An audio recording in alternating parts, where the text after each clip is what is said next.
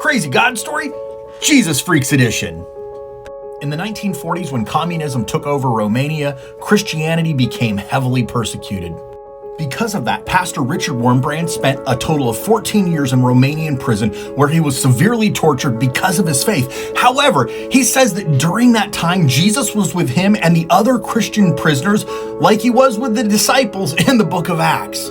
At one point, when he was in absolute despair, he said the walls of the prison began shining like diamonds. It was the most beautiful thing he'd ever seen. And then he began hearing the most beautiful music he'd ever heard. And then Jesus was there with him and the other prisoners and began comforting them. God began showing up for him and the other prisoners in real, tangible ways on a regular basis in order to sustain them through that experience.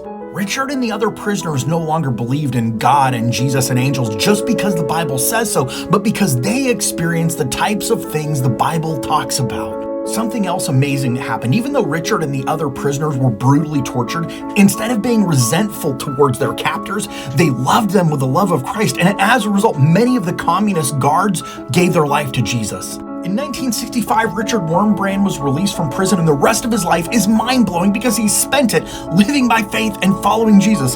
His life looks like a story out of the book of Acts. If you want your life to be like that, stop listening to fear and start living by faith.